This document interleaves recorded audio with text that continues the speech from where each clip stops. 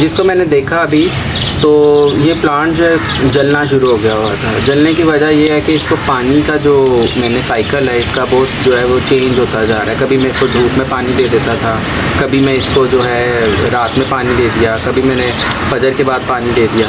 तो इस वजह से जो ये पौधा है ये जलना शुरू हो गया, ख़राब होना शुरू हो गया। इसको मैंने अभी उठा कर फिर 2 दिन हो गए हैं मैंने इसको ऐसी जगह पर रखा है जहाँ पर मॉर्निंग का सन आता है, बिल्कुल थोड़ी सी देर के लिए, 15-20 मिनट के लिए आता होगा। तो प्लांट तो मेरा बच गया है, ये यहाँ से अंदाज़ा हो रहा होगा आपको कि वो जलते जलते रुक गया है अब। लेकिन ये है कि अब ये स्ट्रेस में आ चुका है बहुत ज़्यादा। इसको स्ट्रेस से बचाना, जो कि आजकल मेरे ख्याल में सारी होम गार्डनर्स को प्रॉब्लम आ रहा है कि जब प्लांट आपके कंडीशन को पहुँच रहा है या पहुँच जाए तो उसको कैसे बचाया जाए। तो उसको सबसे पहले तो ये कि आप धूप से छाँव में लेकर आएँ। अब छाँव में मैं इसको ले आया हूँ, इसको मैंने पानी दिया, तो अब ये मुझे थोड़ा सा स्टेबल लग रहा है। पत्ते जो हैं इसके ठीक हो गए हैं, यानी कि जो पहले नीचे की तरफ झुके हुए थे वो सही हो गए। अब वो एरिया पत्ते का जो डेड हो चुका हुआ है वो वापिस से तो ठीक नहीं होगा। तो इसको जो है स्ट्रेस से निकालने के लिए या इसका स्ट्रेस कम करने के लिए, ताकि न्यू बड्स निकाले, मैं क्या करूँगा, अभी ये सारे के सारे पत्ते उतार दूँगा।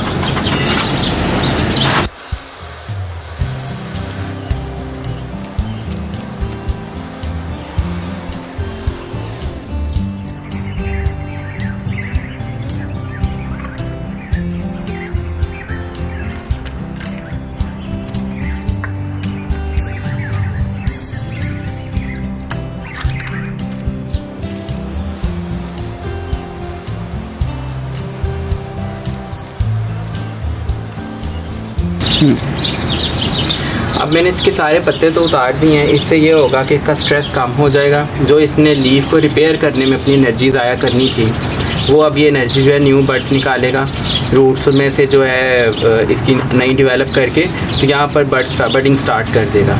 मैंने सिर्फ वो पत्ते छोड़ दिए हैं जो इफ़ेक्ट नहीं हुए हुए या जिनका सन बर्न जो है बहुत थोड़ा सा हुआ है। मैंने वो 1-2 पत्ते इसलिए छोड़ दिए हैं कि अगर उनको फोटोसिंथेसिस से फूड बनाना है तो वो इसके थ्रू भी कर सकते हैं, वरना ये ग्रीन स्टेम जो है बड़ा अच्छा इनका पॉइंट है जहाँ पर ये फोटोसिंथेसिस कर सकते हैं। अब मैं आपको कुछ दिन बाद इसका रिज़ल्ट दिखाऊंगा, क्योंकि अभी जब वीडियो शूट करने लगे थे तो मुझे जो कैमरा मैन है वो कह रहा था कि मुझे बनानी चाहिए कि सक्सेसफुली प्लांट को मारा कैसे जाता है। तो मैं उसको यही बताने के लिए अब कुछ दिन बाद दोबारा आऊँगा, 2-3 दिन में दोबारा इसको शूट करके फिर आप लोगों के साथ शेयर करूँगा कि क्या अपडेट है और कैसे बचाया है मैंने इसको।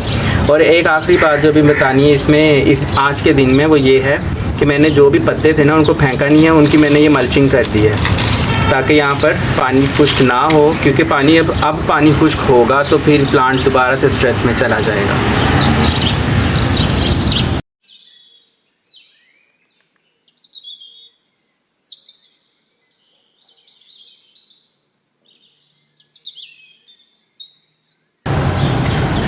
फिर से असर और मगरिब के दरमियान वापस हम आ चुके हैं अपने रूफटॉप पर।